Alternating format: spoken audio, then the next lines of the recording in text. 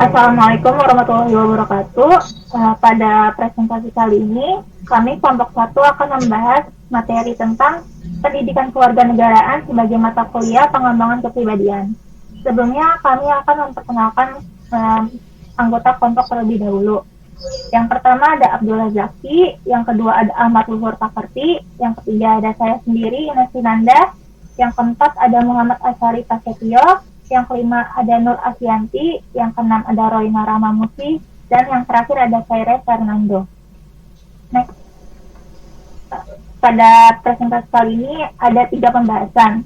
Yang pertama ada pendahuluan, yang kedua ada isi pembahasan, yang ketiga ada penutup. Selanjutnya akan dijelaskan oleh Asyari. Yang pertama di sini saya akan menjelaskan tentang bab 1 yaitu pendahuluan. Next. Nah, di pendahuluan yang pertama ada pendidikan kewarganegaraan merupakan sebuah pendidikan demokrasi yang bertujuan untuk mempersiapkan warga masyarakat untuk menjadi pribadi yang lebih baik dalam hal apapun, serta untuk mempersiapkan warga masyarakat menjadi bertindak lebih demokratis melalui aktivitas untuk menanamkan kesadaran kepada generasi baru. Pendidikan kewarganegaraan juga menanamkan bahwa demokrasi merupakan bentuk kehidupan bermasyarakat yang paling menjamin hak-hak warga masyarakat. Yang kedua, melalui Kemendiknas nomor 232/U/2000, pendidikan kewarganegaraan ditetapkan sebagai mata kuliah pengembang kepribadian wajib pada perguruan tinggi. Selain dari pendidikan kewarganegaraan, ada pula pendidikan agama yang ditetapkan pada Kemendiknas nomor 232 tahun 2000.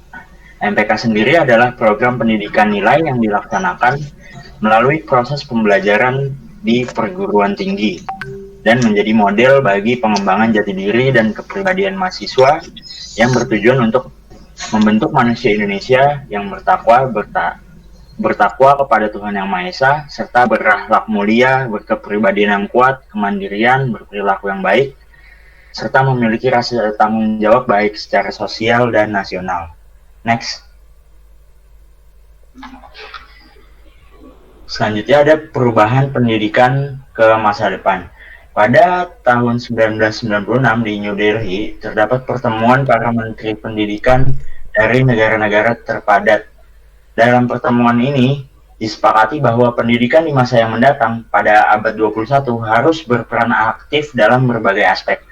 Salah satu contohnya adalah untuk mempersiapkan warga negara dan anggota masyarakat yang bertanggung jawab, menanamkan dasar pembangunan berkelanjutan, dan menyelenggarakan pendidikan yang berorientasi pada penguasaan, pengembangan, dan penyebarluasan ilmu pengetahuan.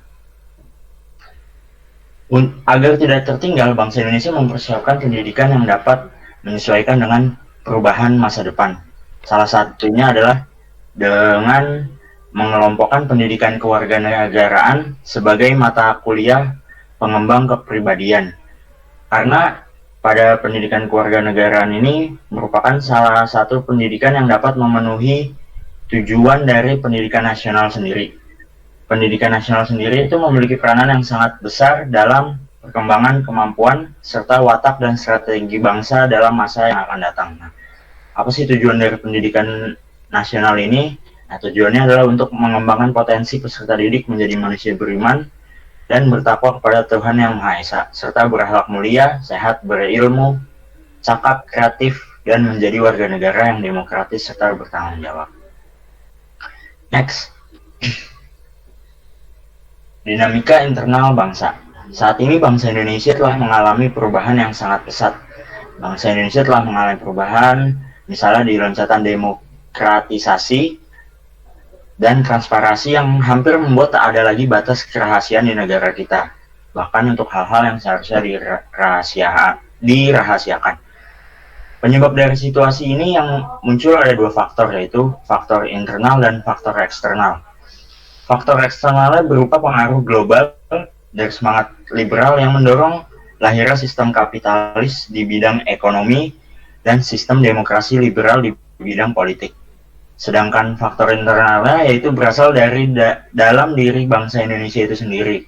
Saat ini banyak orang yang berpikir bahwa Pancasila tidak dapat menyelesaikan masalah krisis yang ada. Sehingga untuk menyelesaikan permasalahan ini, diperlukan adanya pendidikan sebagai salah satu alat untuk meluruskan kembali penyimpangan pemikiran yang telah terjadi sebelumnya. Next. Selanjutnya akan dijelaskan oleh Zaki. Oke, 1.4. Tujuan pembelajaran pendidikan kewarganegaraan. Tujuan dari pendidikan kewarganegaraan di perguruan tinggi diantaranya 1. Mengembangkan sikap dan perilaku kewarganegaraan yang mengapresiasi nilai-nilai moral, etika, dan religius. 2. Menjadi warga negara yang cerdas berkarakter, menjunjung tinggi nilai kemanusiaan. 3. Kembangkan jiwa dan semangat nasionalisme dan rasa cinta pada tanah air. Selanjutnya, mengembangkan sikap demokratik, berkeadaban dan bertanggung jawab, serta mengembangkan kemudian kemampuan kompetitif bangsa di era globalisasi. Dan yang terakhir, menjunjung tinggi nilai-nilai keadilan. Next. Selanjutnya 1,5 Pancasila sebagai nilai dasar PKN untuk berkarya bagi lulusan perguruan tinggi. Fungsi program pembelajaran mata kuliah pengembangan kepribadian sebagai pendidikan nilai di bidang perguruan tinggi adalah meletakkan dasar-dasar nilai sebagai pedoman kerja bagi lulusan perguruan tinggi. Selanjutnya, nilai-nilai Pancasila harus dijadikan pedoman dan sumber pedoman dalam mengembangkan karya setiap lulusan perguruan tinggi.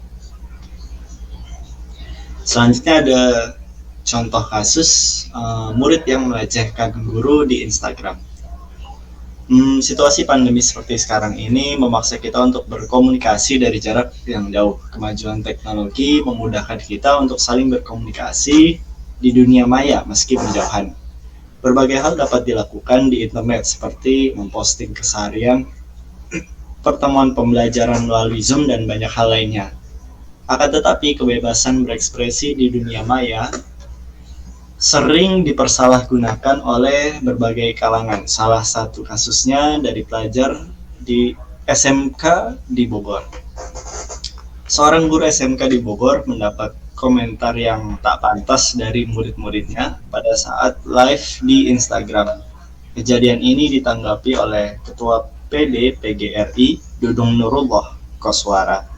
Menurut beliau, dari jutaan pelajar memang akan selalu ada yang aneh, unik, berbeda, bahkan tak senonoh.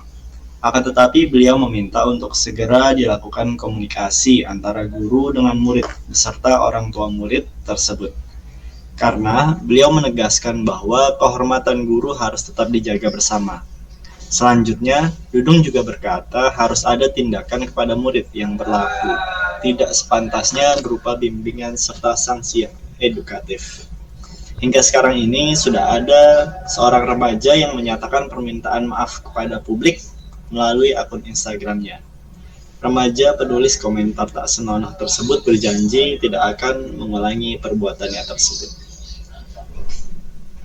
Selanjutnya bab 2 akan dibacakan oleh Ines Trinanda. Next.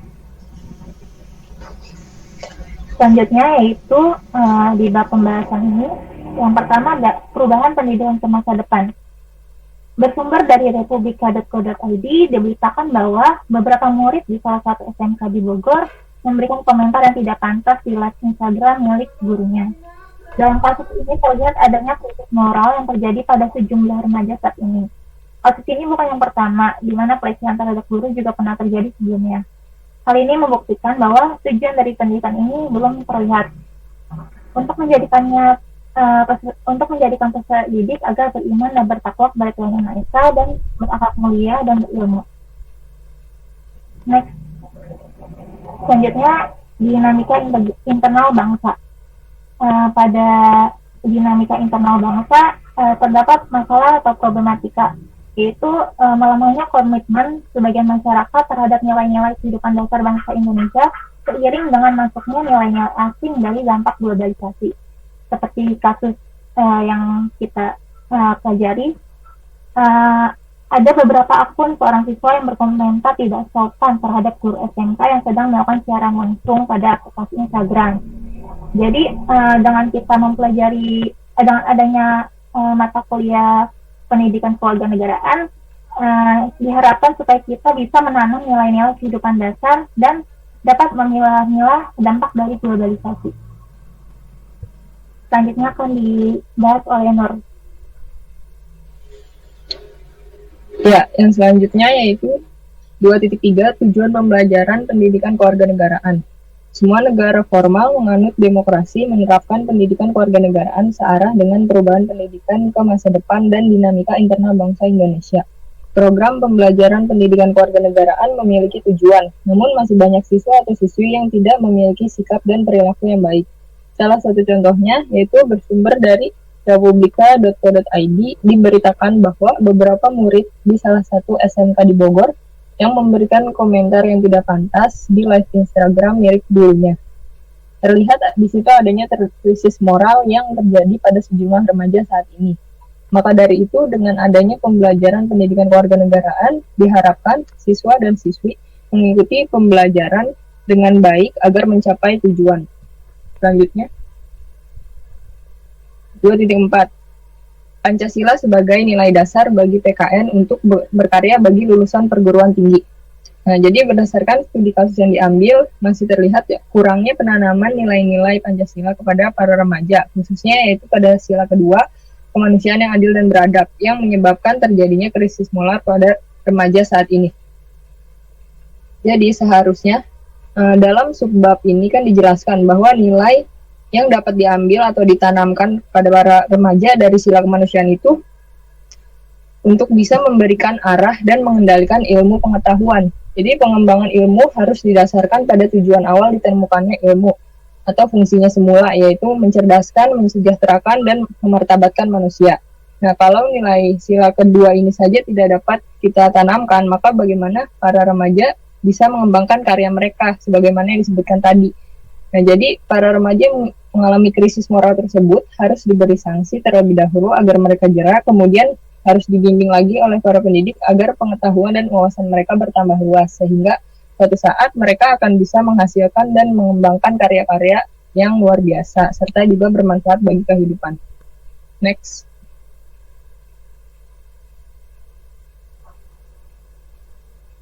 Nah, kesimpulan. Pendidikan kewarganegaraan merupakan sebuah pendidikan demokrasi yang bertujuan untuk mempersiapkan warga masyarakat berpikir kritis serta bertindak demokratis. Melalui aktivitas yang menanamkan kesadaran kepada generasi baru, pendidikan kewarganegaraan menanamkan bahwa demokrasi merupakan bentuk kehidupan bermasyarakat yang paling menjamin hak-hak warga masyarakat. Kelangsungan dari demokrasi sendiri tergantung pada kemampuan untuk mentransformasikan nilai-nilai kewarganegaraan. Ya, slide selanjutnya. Tujuan dari pembelajaran pendidikan kewarganegaraan dalam perguruan tinggi sangatlah penting. Syarat dengan perubahan pendidikan ke masa depan dan dinamika internal bangsa Indonesia, program pembelajaran pendidikan kewarganegaraan di perguruan tinggi harus mampu mencapai tujuan berikut. Pertama adalah mengembangkan sikap dan perilaku kewarganegaraan yang mengapresiasikan nilai-nilai moral, etika, dan religius. Kemudian menjadi warga negara yang cerdas, berkarakter, menjunjung tinggi nilai kemanusiaan. Kemudian menumbuh kembangkan jiwa dan semangat nasionalisme dan rasa cinta pada tanah air. Kemudian mengembangkan sikap demokratik, berkeadaban, dan bertanggung jawab, serta mengembangkan kemampuan kompetitif bangsa di era globalisasi. Dan terakhir menjunjung tinggi nilai-nilai keadilan. Slide berikutnya. Untuk saat ini masih banyak siswa dan siswi yang tidak memiliki sikap dan perilaku yang baik. Salah satu contohnya bersumber dari republika.co.id, diberitakan bahwa beberapa murid di salah satu SMK di Bogor memberikan komentar yang tidak pantas di live Instagram milik gurunya. Kasus tersebut menunjukkan krisis moral yang terjadi pada sejumlah remaja saat ini. Maka dari itu, dengan adanya pembelajaran pendidikan kewarganegaraan, diharapkan siswa dan siswi dapat mengikuti pembelajaran dengan baik.